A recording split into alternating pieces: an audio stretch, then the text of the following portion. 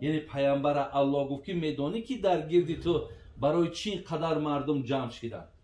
تو یگان آدمی مالدار نبودی، پولدار نبودی، تو تا پشت قنات اولاد و اجدادت نبود. بین یک آدم یتیم به وای رسیدگی، چرا مردم در گردی تو جمع شدن؟ زیرا که تو سخن خوب داشتی. بین سخن خوبی تو و اخلاق حمیده تو مردم در گرد جمع کرد. یعنی برادران عزیز، این خانه را پیامبر گفت کدامی از امت من سخن خوب دارد که همیشه مردم از اون مستفید میشوند، فایده میبرند، مردم همیشه میخواهد با او مقصد بشیند یا او در پیش یگان صحبت کند.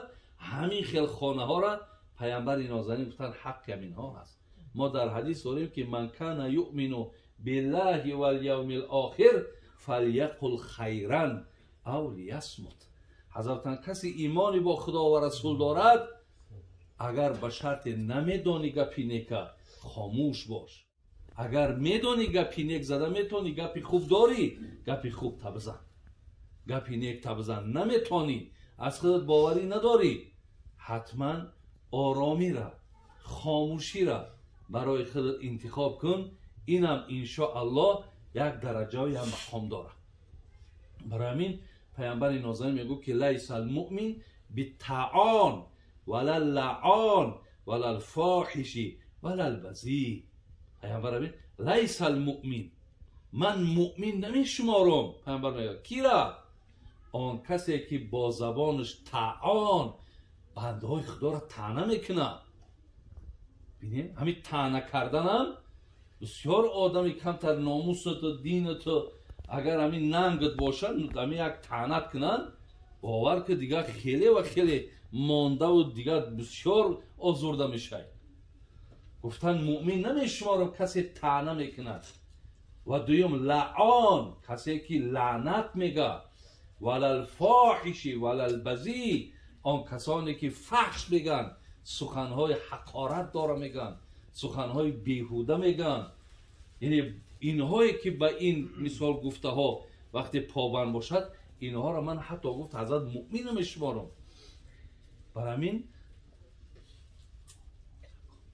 همین برادران عزیز و گرامی پیامبر میگه اتقوا النار ولو بشق تمرتین فإن لم تجدوا فبکلمة طیبه. حضرت گفتن اگر به نیم پاره خرما هم که باشه خیر کنین، احسان کنین. اگر همین را ندارین سخنی خوب بگین. یعنی میشود که سخنی خوبم پیامبرمون میگفت که الکلمة طیبه صدقه، سخنی خوبم برابر صدقه ثواب میگیری.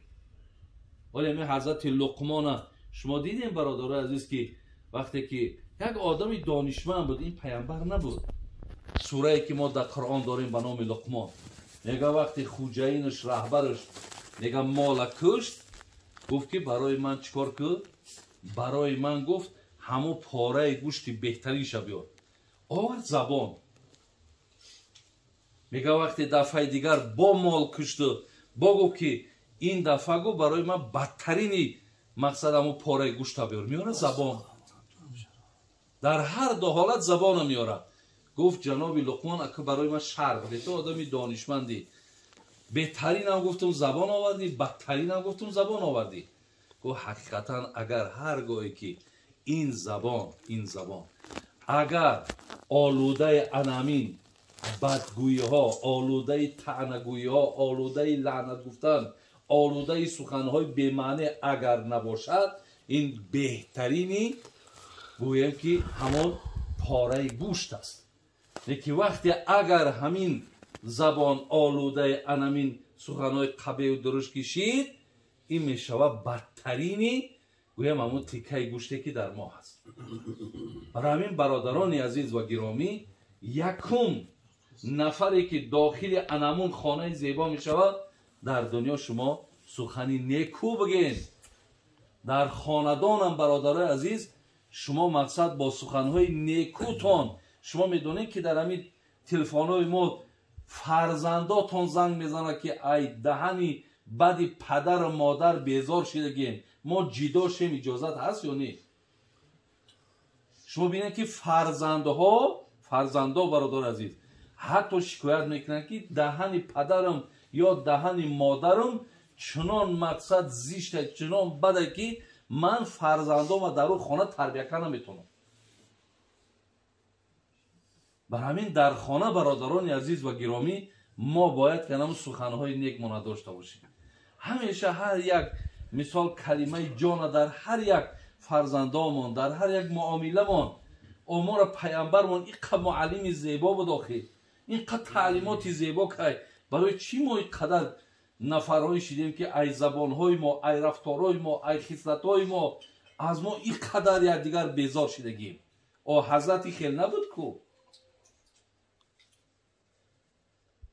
برای همین برادرای عزیز و گرامی این حدیثی هست که از زبان پیامبر آمده است.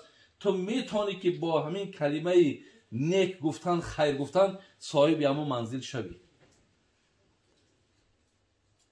دویم چیزی را که حضرت گفتن و اطعم الطعام گفتن اون خانه دویم نفری را که الله مهربان صاحب اون خانه میکند کسی هایی که در دنیا وقتی که صاحب 4 تنگه شید طعامش مردم میخوره. یعنی در خودمان میگم بسیار مرده که دسترخوان داره یا اگر پدرش گذاشته باشه مادرش سخی گذاشته باشه با همون عنوان سخیگی وصفش میکنه. میگم ما را پدرمون بسیار آدمی دست به خیر بود. یعنی این بسیار عنوانی بلنده برای آدمایی که مالدار و پول دارن. اگر به شرط همی عنوان قطعیشون نبرن افسوس میخورن یا اگر در دنیا بگن شما که صدقه همو پولت کنه که تا همی عنوان به خودت نگرفتی او را اولی همو کم کردگی. آدم پولدار باید سخی باشد. آدم پولدار باید مرده مردم ما مجد میگن اینه غربی های ما مرده میگن باید بعضی هاش با موسر میگن. این خیل باید نباشی. باید بگن سخی های مرده که خدا برکت بتا دستی کلان داره. انمو پولدار برای انمی خیل انسان آفرین که مردک در همین جا استاده علاکه آخرت چاباد خانه را بیچ خیل خانه منتظر همین آدم های سخیه که از نان و آبشان مردم میخوره. مسکین ها برخوردار میشوند بیزن ها زندار میشوند. دورای حضرت عثمان در برادر عزیز اگر دلت یک جوان اینه دادر ما اوری را میپرسیدن که زنداری دورای خلافت عثمان دا یا پیش از خلافت شما وقتی که حضرت ای وقتش پولدار بود میفتن زنداری میگفت نه ندارم. برای چی نداری؟ خیلی دستم نمیرسه. مردم همه میگفت این عثمان گجاده که بیزن گشته. شما بینه که عثمان در کجای مردک بیزن گشته. تمام مردمی که چی ضروراتی که داشت حضرت عثمان همه ضرورت ها را حل میکرد. لیکن یکم پولش کم نشید. برعکس در عوضش الله با مالش داد آب و روش داد عزتش داد. گفت دیم همین نفرها گفت داخل همون خانه هستن.